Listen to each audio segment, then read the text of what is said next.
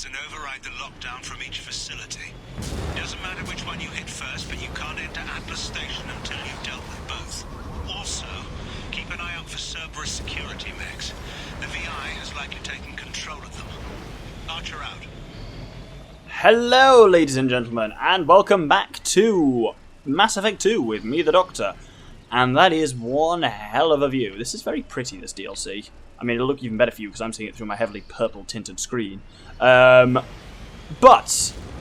yes.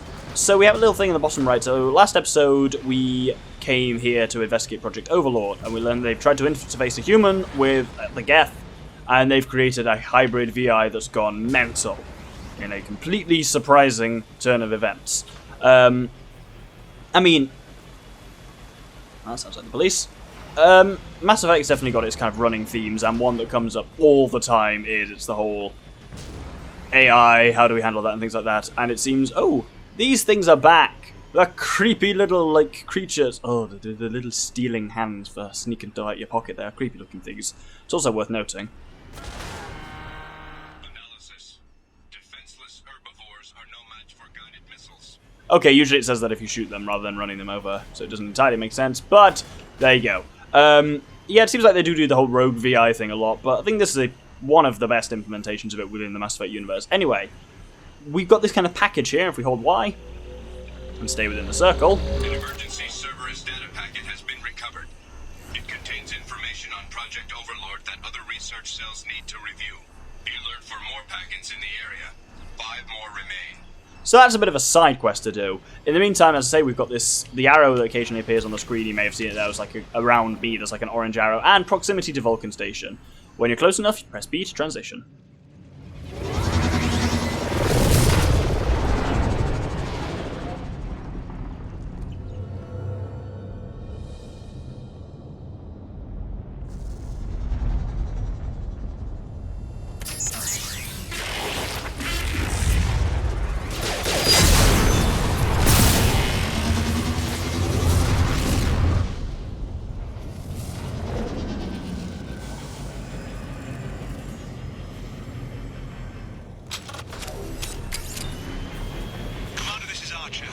I advise extreme caution. Vulcan Station is a geothermal plant. They stopped reporting in shortly after the experiment.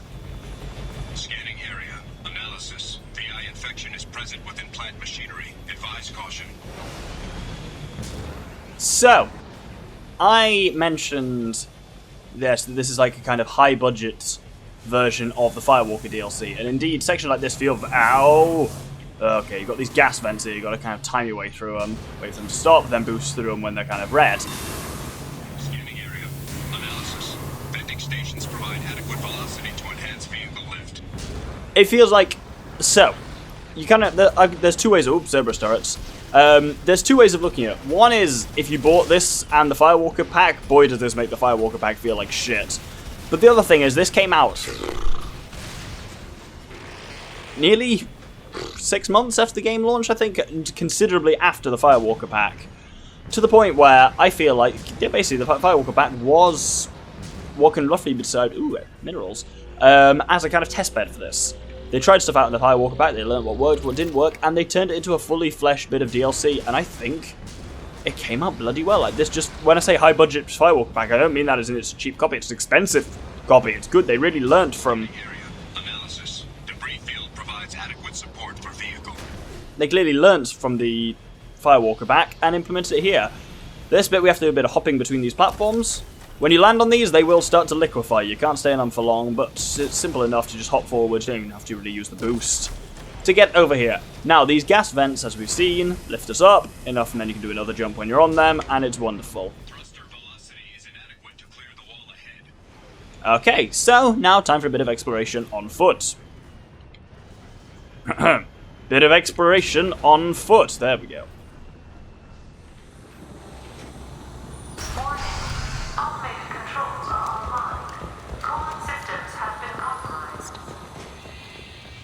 Oh, and we have mechs here. And we have also the really cool music for fight scenes, which is unique to this DLC. That's the other thing this has. Which makes it it does make it feel a lot more high budget. It's the fact that this actually has its own music and really fucking creepy sound design. Ugh, god, the noises the VI makes are horrible. Pressure levels in valve A3 have exceeded maximum threshold. Manual control is required. Okay, let's manually control pressure levels in valve A3 then.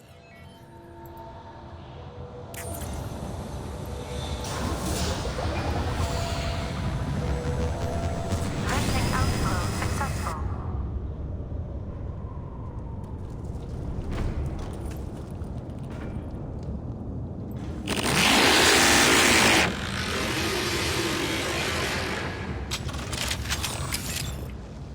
So that's creepy. Can we still access this research log? Damn it. I should have shown that off before. Basically, it's them saying there's suddenly a huge spike in power demand from the main station. Something must have gone wrong there. I'm pulling the plug. We can't pull the plug. The VI has taken over all our systems and taken us back to the 1930s. Apparently. Let's head along. So, now we've got this thing up and running, we can fly up the cliff on it. Which is all well and good. Is there another turret along here? I have a feeling there is. This feels like part of Crackdown. Anyone play that game? I love that game. Oh, there's a bit of Iridium there we missed. Oh, and there's a Cerberus turret we also missed. One of my issues still with the Hammerhead is that combat in the Hammerhead is extremely janky. Basically, you keep firing unlimited shots until the sounds, like now, make it sound like you're not having a fun time. Oh, I can just get him around the corner. Or the other option, yeah, you find somewhere janky where you can hide behind a corner and wait until I'd hit them without you hitting them. You have unlimited shots, and also your health will just regenerate when you're out of combat, or not being actively shot at. It's really weird. Ooh, that's a very cool lava flow. God, I love lava. It looks so cool. Now, this time, our goal is over there, so we need to get kind of downstream. So this is a bit more of an interesting one to make the jumps, because making the jumps isn't enough. You have to occasionally boost, like so, and kind of clear forwards, because you can't ride on these long enough to get from A to B, because, as you can see, the edges of them melt, and they start to fall apart. So, it's all about leveraging both the boost and the jump. Here, there's that gas vent that goes up to the right there, and you'll hit an invisible wall. I don't know why they included that in there. It feels somewhat silly. Now here, we have to do the opposite of what we just did there. We're kind of going downstream. This time, you have to go upstream. This feels like some kind of like horrendous Mario Party minigame from hell. Oh! Ball sack! Help! Help! Oh, emergency reset. I've not actually fallen in the lava before. Didn't know what that looked like. I guess it just respawns me back here. I may have overestimated my ability to jump there. That, I really feel like I shouldn't have survived that one, but oh well. Not going to complain. I think some of these are heavy enough to take your weight. Like that one is.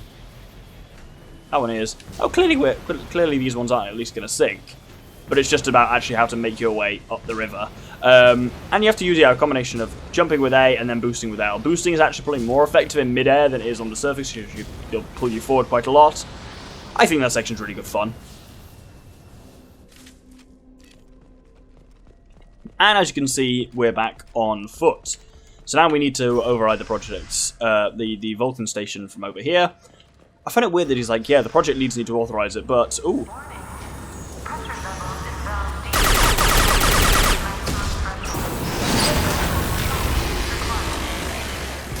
Boop! Oh, I need to bloody bypass it, don't I? Can't just do the valve automatically. So, that vents that. There's also a datapad down here. Oh! Well. Let's not go that way, I think. Yeah, I find it weird that he's like, the project leads need to authorize the removal of the lockdown. But all it takes is like pulling a tube out of a thing. You saw him do it and anyone else can do it. It doesn't seem to be linked to anyone's fingerprints. It's just like anyone can do it. I guess it's the... Oh, there's a lot of mechs here. Come on, explode. Yes! That was fun. I guess the assumption is that while the project leads alive, people aren't just gonna go and sneakily do shit in his office or wherever it's supposed to be. That was weird. Oh, it's an assault drone. That's why. Ah, so these things fire rockets. Oh no, I think it's actually rocket drones that do. Tally, I don't even know how you got up there. That's quite ridiculous. There you go. She's back down again. As you can see, we don't actually see a huge deal from Zaid. I guess I haven't been getting him to use his power enough. His powers are relatively non-unique. Like he's got Disruptor ammo on, which is making him fairly handy for us here to just do a lot of damage to the synthetics you're fighting here. I lied, by the way, when I said this is entirely Geth. it's mostly Geth. But these ones, for example, here aren't. These are just like Cerberus, presumably security, which has been turned against us by everyone's favourite rogue VI.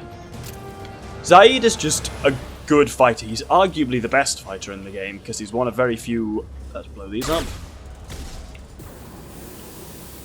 He's one of very few characters who isn't really powers focused. He's just dealing damage with guns focused. Like he has. I mean, disruptor ammo is not half bad. That's just a dealing damage thing again. Concussive shot is like an occasional blast, but that's basically it until you get his loyalty power. He is very much just focused on just dealing a lot of weapon damage. In order to get up here, you have to have done those shots at those explosive valves that I did. Choice of ways here. Let's go through this door to the left first. And there's a wall safe. Oh, we don't have to hack it. Wonderful. And a research log. Received an SOS from Atlas Station. Archer has declared a project emergency. We're trying to shut down the power generators to start the VI, but it's already hacked our automated systems. I'm ordering my people to sabotage the plant any way they can. Oh, hello again. See, I always wonder this with like VI like AI robotic takeovers and all that kind of thing. Feels like there's a lot you can do to salvage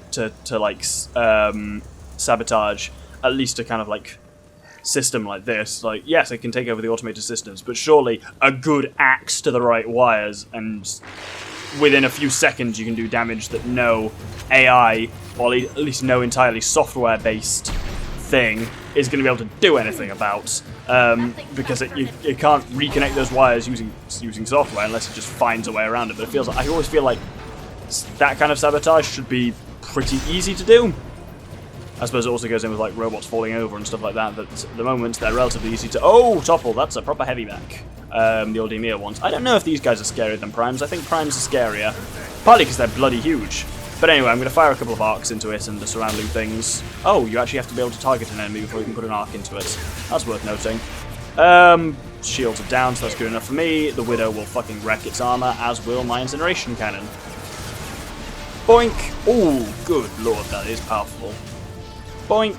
Again, and one more should bring it down, and then we'll hack it. Boop! Boing, doing. Yeah, right, do some damage to those things for me, will you? Thank you. Also, you will notice, yeah, Tally using a combat drone fairly frequently. It has a nice ability now, the way I've upgraded it, to stun, what are they called? Synthetics, which can be real handy. Ooh, nice. I think we're good. Oh no, there's one more drone over there. Not anymore, there isn't. I must reload that before switching out weapons, because that's fucked me so many times of bringing out a completely unloaded Widow, and I'm like, oh, I'll take a great shot here, and be like, cool. With you in a few seconds. It's like, good, why you do this to me? I saw something over there, and I can press A on. There's a computer that I can access. Wonderful. Because times like this are the perfect time for harvesting currency from places. I can't bloody get to it. There we go. Not the smartest apple on the pear tree there, am I? Yoink. Yeah. There is a lot of money to be found on this mission, if you look for it. That was a completely redundant statement. Anyway, if we come up here, we need to bypass another door.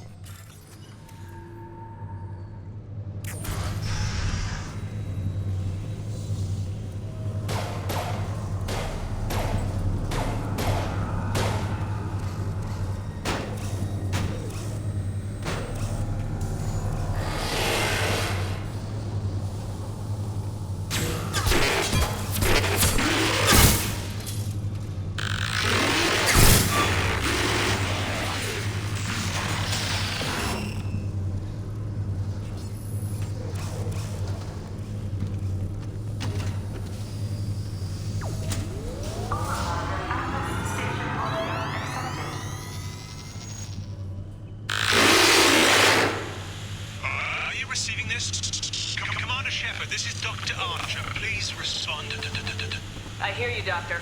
We've hit the override at Vulcan Station and are moving on.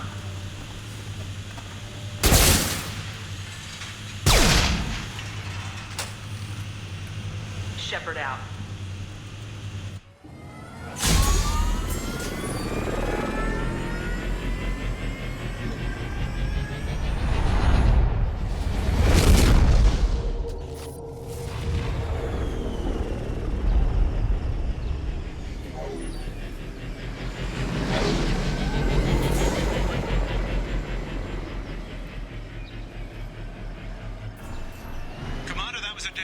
Of work.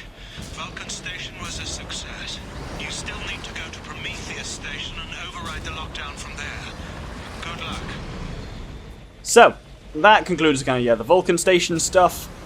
In case you're wondering, that's, Graphic conditions indicate an aesthetically pleasing view nearby. Organic life forms may wish to take note. well, you're not wrong about that. It is something. Reminds me of the old Uncharted worlds on Mass Effect 1, but obviously there isn't quite the same equivalent of on this, because this game's smaller in terms of its side content by quite a margin. Oh, bloody hell. But yeah, in case you're wondering, that Renegade interrupt at the end there, that just, you kill the AI instead of Tali doing it. I can understand Tali doing it. Kind of almost fits better in some ways. I'm sure that bit with you shooting its arms off and having it run around is supposed to be funny, but I just ended up feeling really bad about it. Anyway, what we're going to do, before we finish, is just clean up 2 of the data packets. So here, we got 2 turrets we need to take out before we can get to it.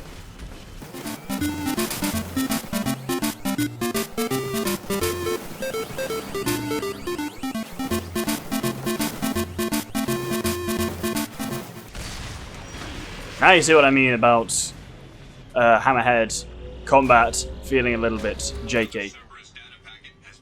Anyway, with that one done, we head over here. Oh no! That was the wrong way! But fortunately I recovered that quite well, if I do say so myself. Now, there's some really cool geological structures here generally. It very much feels to me, it reminds me strongly of the Gaia Plain from Xenoblade Chronicles X, if anyone's played that. Plus there's definitely a couple of levels, I can't remember what they're called, but there's definitely levels in Halo 4's multiplayer that this reminds me of. But definitely, with the waterfalls and the valleys and the shit overhead, very, very Gaia Plain, Bionis Leg kind of stuff. Which is awesome, because, I mean, I've talked on this before. Actually, weirdly, last time I was in the Hammerhead gunship. Gunship? Bugger! Oh, I'm on a lot of fire. That's not great. Yeah, last time I was doing stuff in the Hammerhead gunship while we were doing the Firewalk project. I talked about how much I like Xenoblade Chronicles. And that's one of my favourite areas in that game. That's exciting new news as well. Finally bought a Switch. Been wanting one for a while, but I just haven't got around to buying one. Better things to spend money on. But now I have one, which is awesome. Haven't got Xenoblade Chronicles 2 yet, but have got and not yet played Super Mario Odyssey. Basically, because as I said, I'm doing a shit ton of travelling. I've got a lot of time on flights in airports, in hotels and shit like that, so I was like, well, might as well, best time to have a portable console with a big enough game to play, so I got that bad boy with Mario Odyssey and the fucking Crash Bandicoot Remastered Trilogy, which I'm so excited for. So that should entertain me on my various travels. Anyway, with that done, we have the 3rd packet to gather here.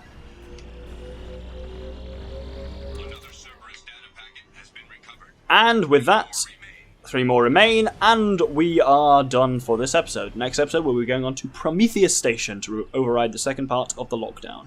Thank you very much, and good day.